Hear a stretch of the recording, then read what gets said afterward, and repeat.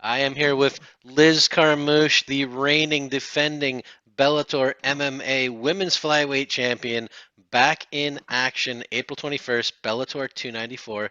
Liz, how is everything going ahead of this one? Everything's going great. I'm ready for the 21st. Well, looking forward to this one. It's back to Hawaii. Another two-night stand for Bellator. Been kind of a tradition.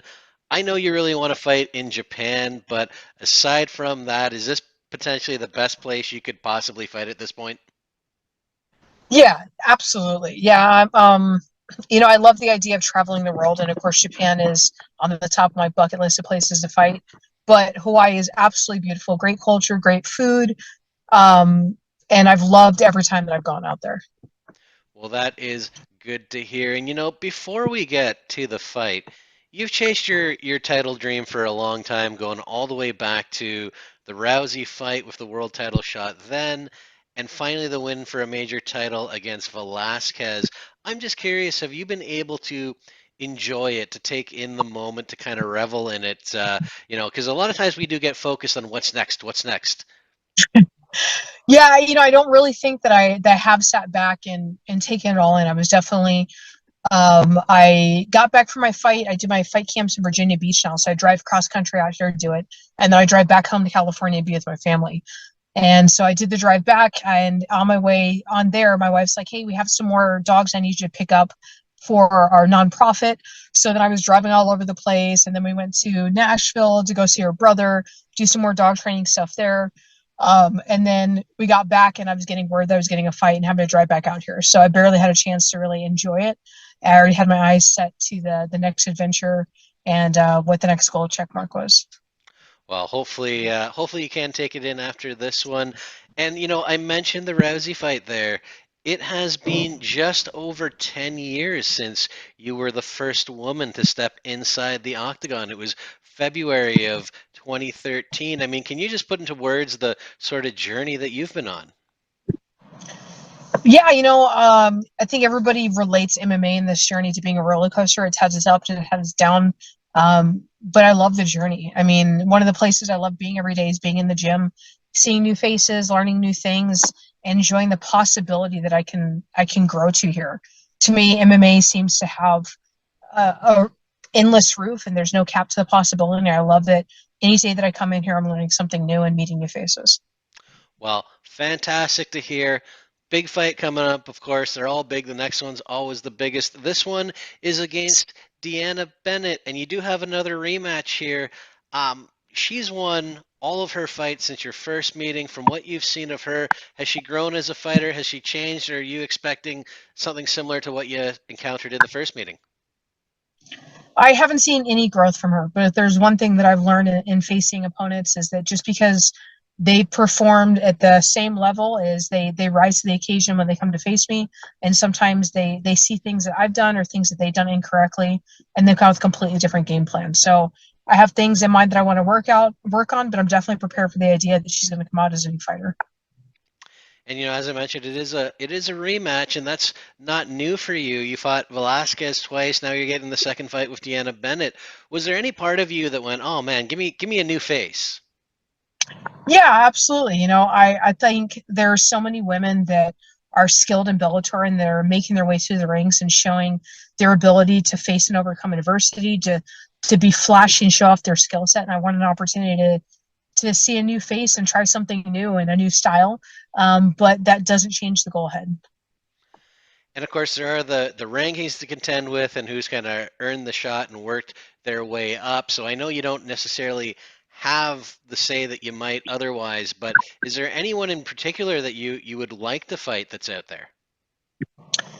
You know, um, Not wanting to run it back, and I thought if anybody deserved a rematch, it was Watanabe, because I think that one thing she showed since we faced each other is how dominant she can be.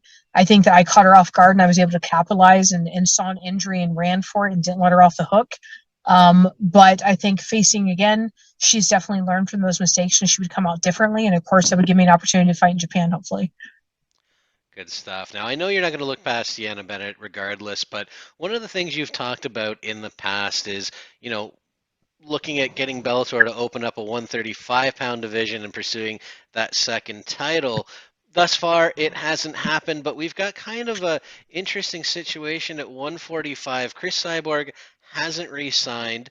Scott Coker has almost himself thrown a bit of a wrench in the works by saying he doesn't know what the future of the division would be if she wasn't around. But you still got names like Kat Zingano and Sarah McMahon, who I think you're very familiar with. Would there ever be a point where you would consider going to 145, maybe trying to do the Henry Cejudo thing, save the division, put on a big show, be the double champ?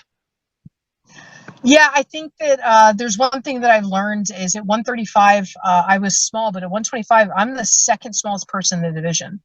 So for me to go up to 145, of course I love it, an opportunity to have two belts, and if that could make the encouragement to do 135 and hold three, that'd be phenomenal. But the reality is when I look at people like Julia Budd, where I'm lucky if I can grab her hips and punch there, I'm not going to hit her in the face. It just doesn't seem to me to make sense to try and move up to 145. But of course, the possibility of having that other belt looms that maybe I could do it.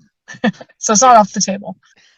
Good stuff, good stuff. And you mentioned the three belts thing. That is actually something that we haven't seen in MMA. Patricio Pitbull, however, is going to try it in Bellator. What do you think his chances are? How do you think that fight goes?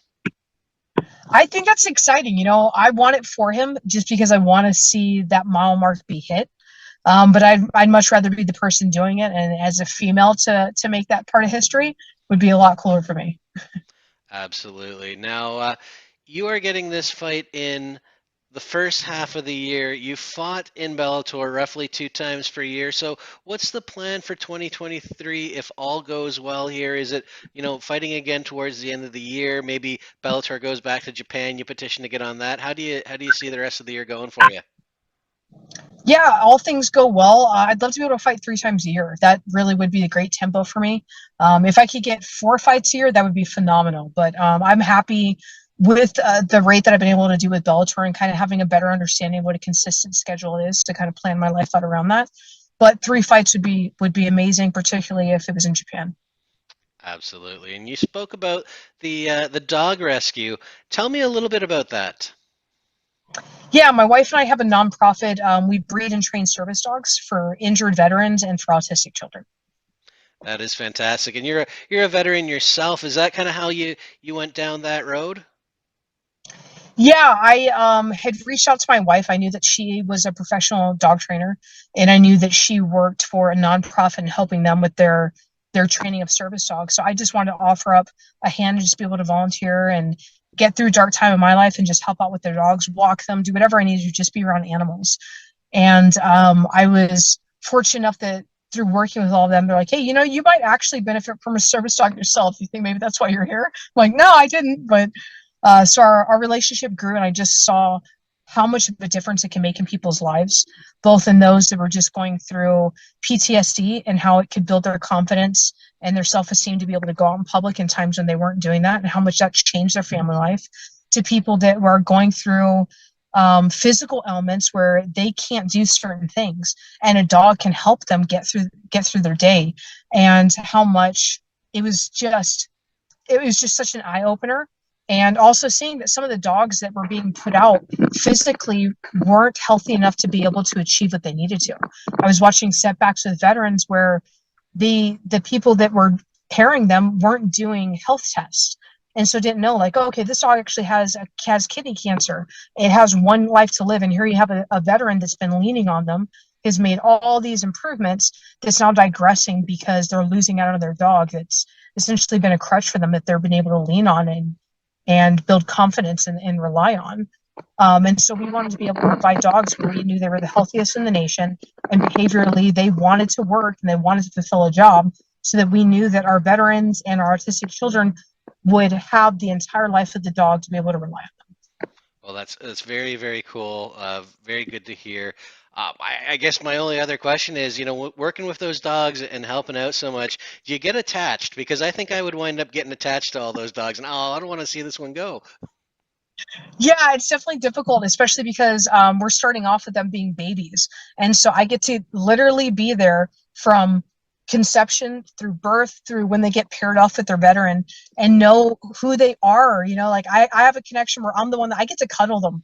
Like that's my job. I help through the birthing process. I get to weigh them. I get to do the little tests for them. I get to take them to the vet, cuddle with them, be sweet, play with them. And so I'm the fun one.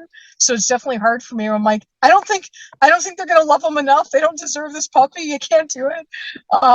But the moment I see the veteran and that light get reignited within them and the connection they make and how much it changes their life, that falls away. It was definitely difficult in the beginning, but then all I would see is just a smiling face of the veteran and see them light up and see them grow each time they do another training session with my wife and with the dog, and how much they looked forward to every week when they get to come learn something new and get to meet that dog. That I was like, okay, we're doing the right thing. This is amazing. Yeah, that is absolutely fantastic to hear. Liz, I always appreciate the time. I'm going to ask you one more before I let you go. Just how do you see this fight playing out on April 21st? What's your prediction? I said it in my last facing of Alaska as I was going out with violence, and I anticipate doing the same thing. I don't want a submission. I don't want a decision. I want a TKO or a knockout, and I'm looking to do that by the second round.